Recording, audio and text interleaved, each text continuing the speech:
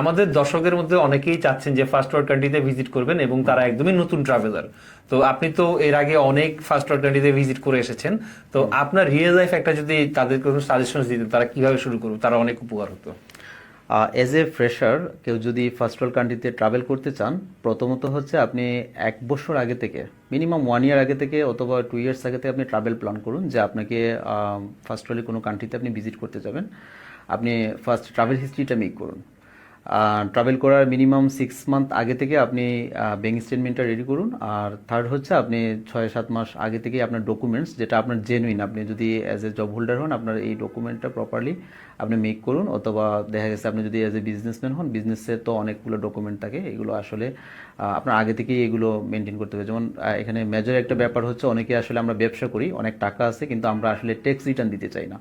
First world country কিন্তু এটা আসলে ট্যাক্সটা খুব ভালোভাবেই ওনারা দেখে কিন্তু।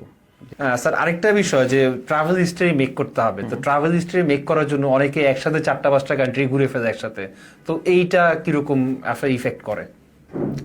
হ্যাঁ, অবশ্যই এই ব্যাপারটা অনেক গুরুত্বপূর্ণ। আপনার ট্রাভেল হিস্ট্রি মেক করতে হলে অনেকেই, এটা আমি অনেকের কাছ থেকে শুনছি যে দেখা গেছে অনেকেই চায় একসাথে 5টা-10টা দেশ ঘুরতে, যে আমি একসাথে 5টা বা 6টা দেশ আমি ঘুরে তারপর আমার ট্রাভেল হিস্ট্রি মেক করে ফেলবো। আসলে ব্যাপারটা এইভাবে না। আপনি এজ এ ফ্রিকুয়েন্ট ট্রাভেলার, আপনি একসাথে 6টা দেশ ঘুরলে আপনি যদি একটা দেশে 5 দিন করে তখন দ্যাট মিনস 1 মান্থ। হ্যাঁ, তো আপনি বিজনেস করেন, 1 মাস দেশের বাইরে ছিলেন, তা আপনি বিজনেস করেন আর এজ এ বিজনেসম্যান, তার মানে আপনি এই 1 মাস আপনার বিজনেসটা কিভাবে কন্টিনিউ করলেন। ট্রাভেল হিস্ট্রিটা মেক করতে হলে আমার একটা সাজেশন থাকবে যে আপনারা যারা ট্রাভেল হিস্ট্রি মেক করতে চাচ্ছেন, অ্যাটলিস্ট 1 ইয়ার অথবা বিফোর 2 ইয়ার্স থেকে আপনারা করতে পারেন, একটা প্ল্যান করতে পারেন। পাশাপাশি হচ্ছে অনেকেই একসাথে 5টা-6টা দেশ ঘুরতে চান, মানে এটা আসলে মোটেই উচিত না। একসাথে হয়তো দেখা গেছে প্যাকেজ আকারে অনেক কোম্পানি প্রোভাইড করে থাকে যে 2টা দেশ 3টা দেশ হয়তো নেওয়া যেতে পারে, তারপরে একটা ব্রেক দেন, 5-6 মাসের মিনিমাম 5 থেকে 6 মাসে একটা ব্রেক দেন, আরেকটা দেশ করুন। তারপরে এইভাবে আস্তে আস্তে ট্রাভেল হিস্ট্রিটা মেক করলে আমার মনে হয় একটা স্ট্যান্ডার্ড ট্রাভেল হিস্ট্রি প্ল্যান মানে তৈরি হয়ে যাবে আর কি। তার মানে দর্শক, আপনার যদি ইচ্ছা থাকে যে আপনি 2 বছর বা 3 বছর পরে ফার্স্ট ওয়ার্ল্ড কান্ট্রি ভিজিট করবেন, সেক্ষেত্রে উচিত আপনার এখন থেকে একটা বাস্তবসম্মত ট্রাভেল প্ল্যান তৈরি করা। আচ্ছা, আরেকটা কোশ্চেন ছিল যে আমাদের এখানে বেশিরভাগই আসেন, অনেকেই রিজেক্টেড হয়ে গেছেন, মানে ভিসা অ্যাপ্লাই করেছেন কিন্তু ভিসা পাননি কোনো কারণে।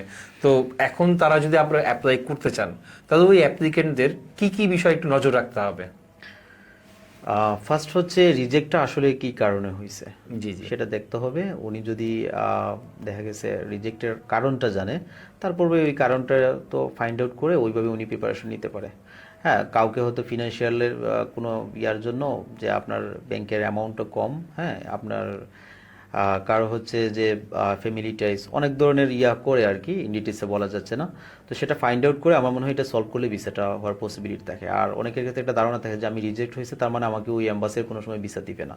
হ্যাঁ, সেখানে একটা জিনিস আপনার ভেরি করে, আপনি যদি কোনো ফেক ডকুমেন্টস আপনি সাবমিট করেন বা আপনি কোনো লাইক প্রতারণার আশ্রয় নেন, আর অ্যাম্বাসি যদি আপনাকে বুঝতে পারে আপনাকে রিজেক্ট করে অথবা বেন করে দেয়, তাহলে তো আপনার ওই সম্ভাবনা নাই। আচ্ছা আচ্ছা। আর আপনার যদি প্রপার ডকুমেন্ট আপনার যা আছে একদম অথেন্টিক সব কিছু দিয়ে আপনি অ্যাপ্লাই মানে করার পরে একটা এম্বাসি আপনাকে রিজেক্ট করতেই পারে, আপনি আবার অ্যাপ্লাই করেন, আশা করি 1-2 বার পরে অনেকেই ভিসা পায় এরকম।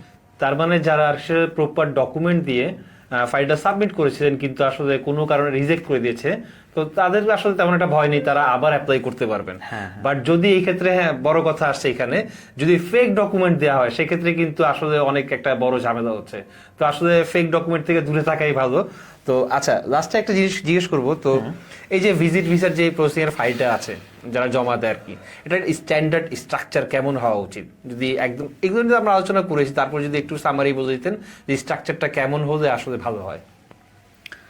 স্ট্রাকচার আসলে তেমন কিছু না। ফার্স্ট হচ্ছে মিনিমাম 3-4টা দেশ ট্রাভেল, এটা আগেও যেটা বলছি আর কি, যে আপনার সব দেশের কিন্তু আসলে ভিসার পলিসিটা একরকম না। কোনো দেশ 3-4টা হইলে আপনাকে ট্রাভেল হিসেবে কাউন্ট করতেছে, আবার কোনো দেশ আপনার মিনিমাম 5-6টা দেশ তারা কাউন্ট করতেছে না। ফার্স্ট ওয়ার্ল্ডের ব্যাপার যেটা। আর ট্রাভেলটা হচ্ছে মূলত আমরা এশিয়া বা সাবকন্টিনেন্ট বা আমরা যে দেশগুলোতে আমরা ট্রাভেল করে হিস্ট্রিটা মেক করবো আর কি। আর সেকেন্ড হচ্ছে আপনার ফিনান্সিয়াল, যেটা আপনার প্রুফ অফ ইনকাম, আপনাকে এটা মানে করতে হবে, সাবমিট করতে হবে যে আপনার আসলে ফিনান্সিয়াল স্টেবিলিটিটুকু আপনার আছে, যে আপনি তার দেশে যাবেন, ঘুরতে যাবেন, একটা দেশে আপনি মানে ঘুরতে যাবেন, আপনি ওই দেশে যায় থাকবেন না, আপনার কেরিয়ারটা এখানে মানে ওই লেভেলের আছে আর কি, লাইক আপনার কেরিয়ারটা অনেক ভালো, আপনি জব করেন, job holder, as a job holder আপনি এখানে স্টেবল, আপনি যে দেশে ঘুরতে যাবেন আপনি ব্যাক হয়ে আসবেন, এটা প্রুফ করতে হবে অ্যাম্বাসিকে। আর তার হচ্ছে ডকুমেন্টস।